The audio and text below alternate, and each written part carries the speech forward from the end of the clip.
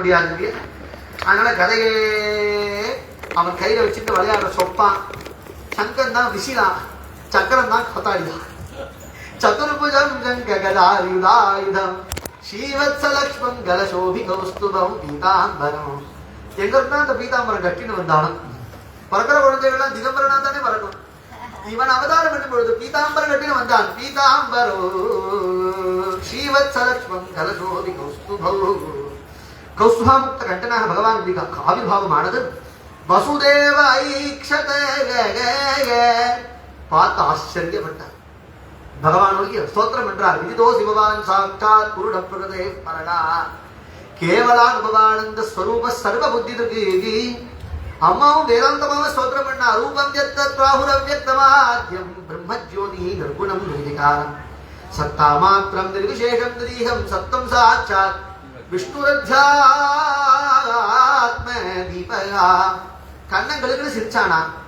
ஏன் கிருஷ்ணா சிரிக்கிற? என்னம்மா என் செல்லமே, என் தங்கமே, என் சக்கர கட்டியே, என் முத்தே மணியேன்னு கொஞ்சமே நினைச்சா. என் பிரம்மமே, என் சுத்தமே, என் சித்தே, என் சத்தே, என் அசத்தேன்னு என்னவோ சொல்லிட்டு இருக்கே. நீ இப்படி ஒரு அலௌகிகமான ரூபத்தை காட்டினா என் வாக்குல அலௌகிகமா தான் கொஞ்சம் தரும். உபனிஷத்தான் பெருமாளை கொஞ்சம் தானே கொஞ்சம். ஏன்னா அலௌகிகமான ரூபம். அதனால உபசம்ஹர விஸ்வாத்மன் அதோ ரூபம் அலௌகிகம்.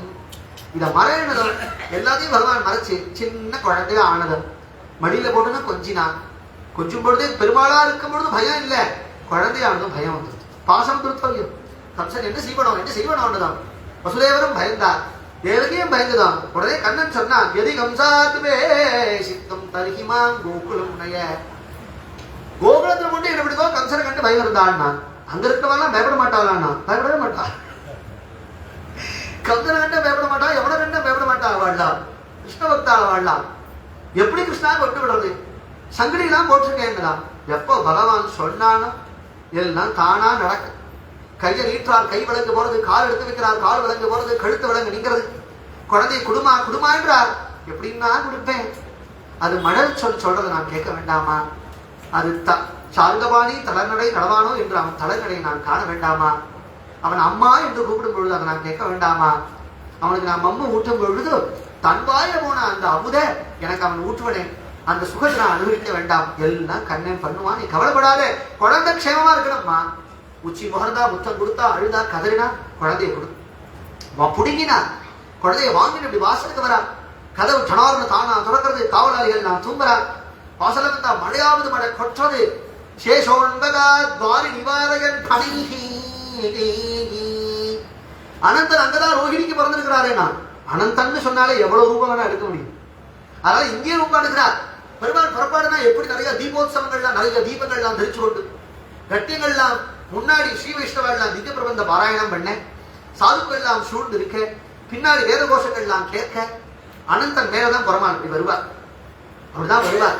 அனந்த வாகனன், சேஷ வாகனம். ஒரு சேஷ வாகனத்தை வராராம் பெருமாள். இப்படி வரும் பொழுது வேத கோஷங்கள்லாம் எதுனா திவ்ய பிரபந்த கோஷங்கள்லாம் இடி இடின்னு இடிக்கிறதெல்லாம் அதுதான் திவ்ய பிரபந்தம்.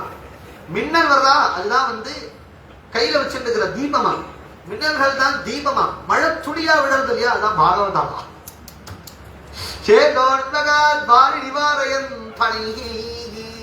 ராஜவீதியோ சித்திரவீதி அது மாதிரி வழிவிடுறது. யமுனை தானா வழிவிடுறது. நேரா கோகுலத்துக்கு வந்தா அங்கேயும் ஒரு குழந்தை பிறந்திருக்கு. எல்லாரும் அங்கேயும் தூங்குறா. ஏன்னா மாய பிறந்திருக்காளாம். அதனால எல்லாரும் தூங்குறா. அந்த பொன் குழந்தைய எடுத்து கண்ணனை உச்சி முகர்ந்து முத்தம் கொடுத்து வச்சா. கண்ணங்களுக்குன்னு சிரிச்சா அவனை பார்த்து. அந்த பொன் குழந்தையை தூக்கின வந்தார். திரும்ப வரும் பொழுதே அதே மாதிரி யமுனை வழிகூட ஆதிசேஷன் கொடபிடிக்க நேரா மசுராக்கு வந்தார். தன் கிரகத்துக்குள்ள பிரவேசிச்சார். உள்ள பிரவேசிச்சு அது வரைக்கும் சமத்தா இருந்த அந்த குழந்தை தேவகி கையில போட்டதை கத்தித்தே பார்க்கணும். நம்ம மாத்திரம் நம்ம பொன்குட்டி கத்தினாலே ஏண்டி பத்திரகாளி மாதிரி கத்துற அப்படின்னு போறீங்க. இங்க கத்தினதே பத்திரகாளி தான்.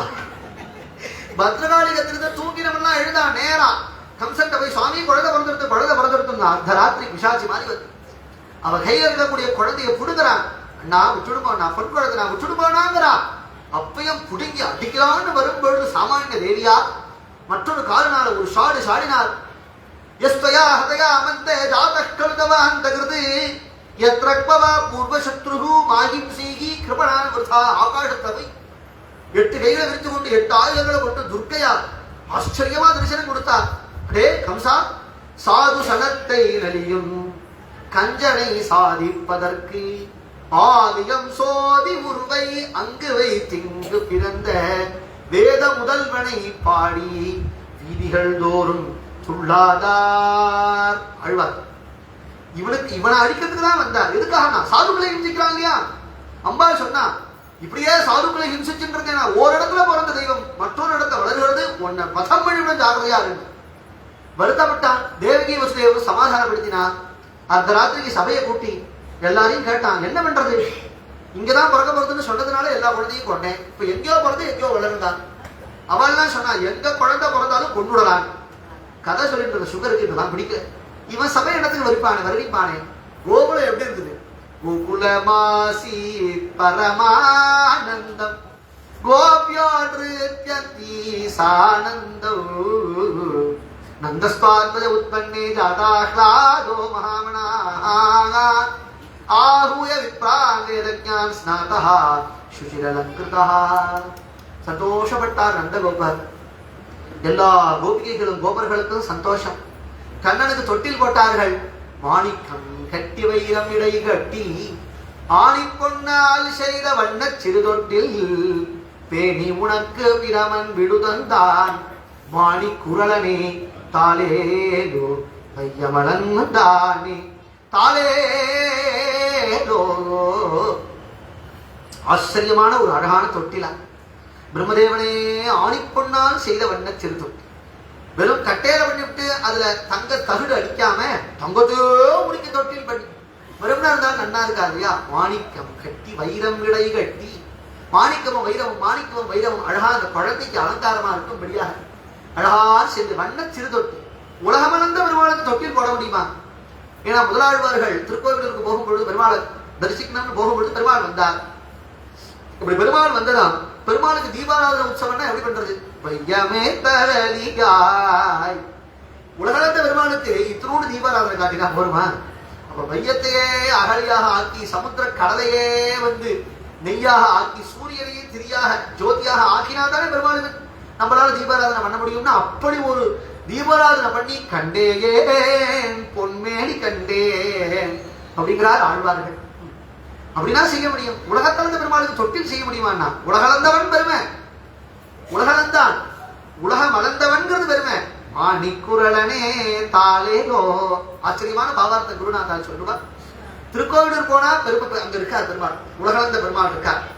அவர் உலகளந்தவரா. மாணிக்குரலன்னா யாருன்னா வாமனமூர்த்தின்னு சொல்லணும் இல்லையா? அந்த உலகளந்த பெருமாளையே நீங்க பிரதட்சணம் பண்ணுங்க.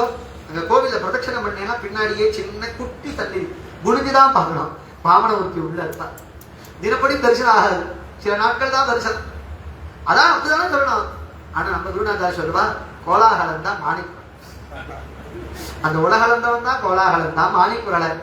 கோலாகலுக்கு அழகா தொட்டில் போட்டு டோலோத்சவம்லாம் பண்ணலாமே. என்ன தொட்டில்? பிரேமீக ஹிருதயாகான் தோலன மீலிகோ.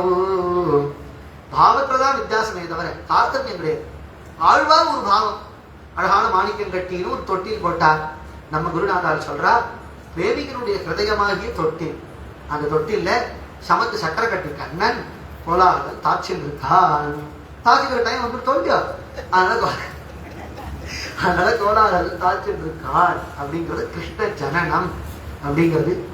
மறுநாள் 2 நாள் பூரா கிருஷ்ண லீலை நம்ம அனுபவம். சத்குருநாத மகாராஜ கி. ஹரே ராம ராம ஹரே கிருஷ்ண ஹரே கிருஷ்ண